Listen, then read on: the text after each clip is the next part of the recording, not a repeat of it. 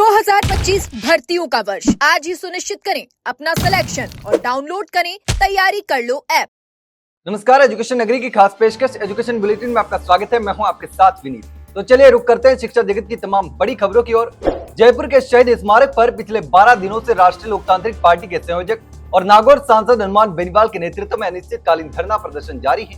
यह धरना राजस्थान पुलिस में हुई एसआई भर्ती को रद्द करने और आरपीएससी को भंग करने की मांग को लेकर लगातार चल रहा है। वहीं अब एक बड़ी आक्रोश रैली को लेकर हनुमान बेनीवाल राजस्थान के आरएलपी के पदाधिकारी और कार्यकर्ताओं की बैठक भी लगातार ले रहे हैं। धरने में हनुमान बेनीवाल के साथ एसआई भर्ती के अभ्यर्थी भी शामिल हैं, जो लगातार विरोध प्रदर्शन कर रहे हैं।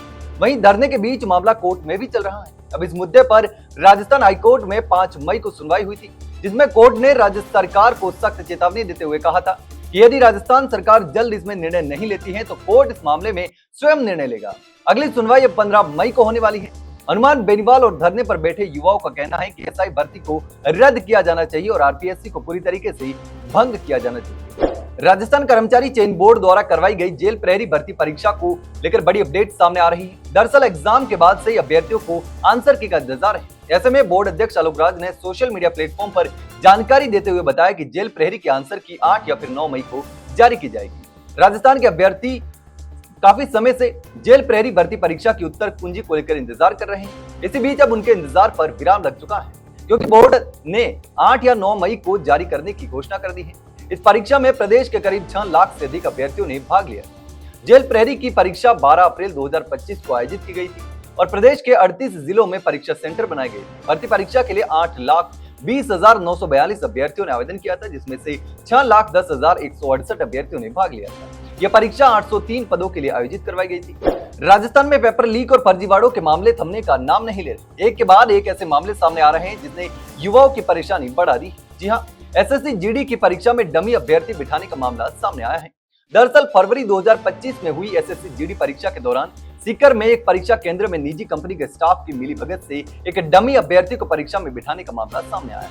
इस मामले में परीक्षा आयोजित कराने वाली संस्था टाटा कंसल्टेंसी सर्विसेज यानी कि टीसीएस के 2 कर्मचारियों को गिरफ्तार किया गया है। वहीं नकली अभ्यर्थी और असली अभ्यर्थी सचिन मलिक के साथ संस्थान का एक स्टाफ कर्मी बजरंग लाल भी फरार है। पुलिस की शुरुआती जांच में यह सामने आया है कि आरोपी दिनेश कुमार और राकेश कुमार यादव, जो कि टीसीएस कंपनी में कार्यरत थे, इस पूरे फर्जीवाड़े में सीधे तौर पर शामिल थे और इन दोनों को गिरफ्तार कर लिया गया है और पुलिस रिमांड में उनसे पूछताछ भी जारी है। सबसे हैरान कर देने वाली बात तो यह है कि इन दोनों आरोपियों ने स्वीकार किया है कि परीक्षा में नकली कैंडिडेट को बिठाने के लिए मोटी रकम भी वसूल की गई थी। राजस्थान में पीटीआई भर्ती में फर्जीवाड़ा सामने आने के बाद एसओजी लगातार कार्रवाई कर रही है। जांच के दौरान कई ऐसे शिक्षक सामने आए जो फर्जी तरीके से भर्ती हुए थे। हालांकि ऐसे कई शिक्षक बर्खास्त भी किए गए हैं। वहीं अब इस पूरे मामले को लेकर दोबारा से 2 गुना के दस्तावेज सत्यापन की मांग भी लगातार जोर पकड़ रही है। राजस्थान बेरोजगार यूनियन के अध्यक्ष हनुमान किसान ने इस मांग को लेकर मुख्यमंत्री तक प्रकरण भी पहुंचाया है। हनुमान किसान का कहना है कि सरकार से लगातार 2 गुना के दस्तावेज सत्यापन करवाने की मांग की जा रही है। उनका कहना है कि मामला केवल 1 गुना या 2 गुना सत्यापन को लेकर अटका हुआ है, जबकि न्याय केवल 2 गुना के डीवी सत्यापन से ही संभव है। जो सबसे वंचित योग्य जो है अभ्यर्थियों को उनको मौका मिलना चाहिए। अब सभी की नजर सरकार के अगले कदम पर टिकी है कि क्या वह बेरोजगारों की मांग को मानते हुए दोबारा दस्तावेज सत्यापन करवाएगी या फिर नहीं। राजस्थान कांस्टेबल भर्ती 2025 के लिए आवेदन प्रक्रिया 28 अप्रैल से शुरू हो चुकी है, लेकिन इस भर्ती के उम्मीदवारों के लिए परेशानी लगातार बढ़ती जा रही है।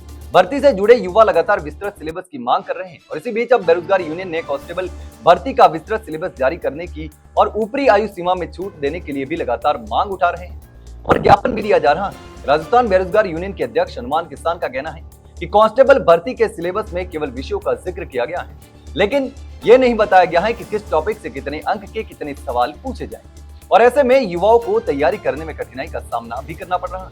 किसान ने यह भी बताया कि उन्होंने मुख्यमंत्री के ओएसडी, पुलिस भर्ती एवं पदोन्नति बोर्ड के अतिरिक्त महानिदेशक और गृह राज्य मंत्री जोहार सिंह बेड़म से मुलाकात भी की थी और लगातार सिलेबस जारी करवाने की मांग भी कर रहे हैं। लेकिन अब देखना होगा कि आखिर कब तक कांस्टेबल भर्ती का विस्तृत सिलेबस जारी होता है। तो यह थी शिक्षा जगत की तमाम बड़ी खबरें। कल फिर आपके साथ रूबरू होंगे, तब तक के लिए नमस्कार।